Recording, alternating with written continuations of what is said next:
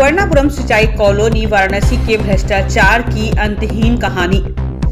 प्रधानमंत्री नरेंद्र मोदी के संसदीय क्षेत्र वाराणसी के सिगरा स्थित ये कॉलोनी पूर्वांचल के किसानों की सिंचाई समस्याओं को दूर करने के लिए बनाई गई है, लेकिन ये कॉलोनी इन दिनों अपने अनूठे भ्रष्टाचार के लिए लगातार चर्चा में है। बुलडोजर बाबा और जीरो टॉलरेंस के नारों के भरोसे सूबे में योगी आदित्यनाथ की सरकार दोबारा सत्तासीन हो चुकी है, लेकिन जीरो टॉलरेंस के उनके नारे और वादे को सिंचाई विभाग मूसाखांड बांध प्रखंड के अधिकारी लगातार झूठा साबित करने पर आमादा हैं। बीजेपी संगठन के सभी कील पांचों को व्यवस्थित कर सरकार में दोबारा वापसी कराने वाले प्रदेश अध्यक्ष स्वतंत्र देव सिंह को इस बार प्रदेश के किसानों को पानी उपलब्ध कराने की जिम्मेदारी दी गई है और उन्हें जल शक्ति मंत्री बनाया गया है।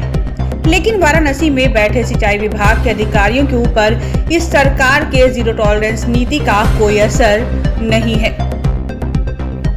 बता दें कि वाराणसी डिवीजन से संबंधित 4 बंदियों महदेव, करसना, चूरामनपुर, रुदौली पर फर्जी तरीके से करीब 30 लाख का भुगतान बगैर काम कराए ही करा लिया गया है।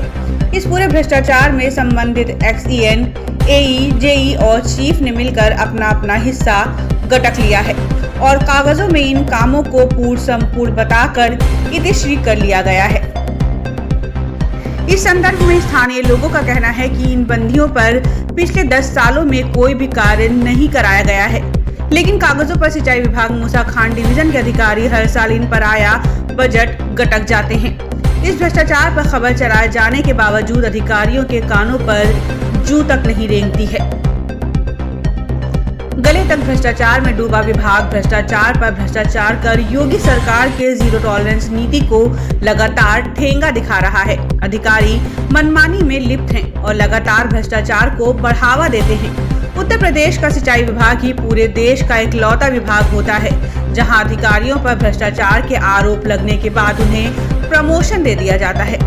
किसानों के हित के लिए बनाई गई सिंचाई व्यवस्था को अधिकारी दीमक की तरह लगातार चाट रहे हैं। योगी सरकार जहां एक तरफ अपराधियों पर अंकुश लगाने के लिए लगातार बुलडोजर जैसी कार्रवाई कर रही है, तो वहीं उसके सिंचाई विभाग के अधिकारी किसानों के हितों पर ही बुलडोजर चलाने में जुटे हुए हैं। सिंचाई विभाग में AE एग्रीमेंट के जरिए भ्रष्टाचार करने का मामला दशकों पुराना है। व्यवस्था की शुरुआत से ही अधिकारी अपनी जेब गर्म करने के लिए लगातार रास्ता बनाए रहते हैं। अब सवाल ये है कि सिंचाई मंत्री बदलने के बाद भी क्या सिंचाई विभाग में चलने वाला ये भ्रष्टाचार खत्म हो पाएगा या फिर ये लगातार दीमक की तरह किसानों के अधिकारों पर डकैती डालता रहेगा। भ्रष्टाचार के ऐसे हालात वाराणसी के हैं जहां से प्रधानमंत्री सांसद हैं और मुख्यमंत्री महीने में लगभग 2 बार यहां का दौरा करते हैं। ऐसे में भ्रष्टाचार पर लगाम, जीरो टॉलरेंस की नीति और स्वच्छ प्रशासन ये सिर्फ चुनावी जुमले भर लगते हैं।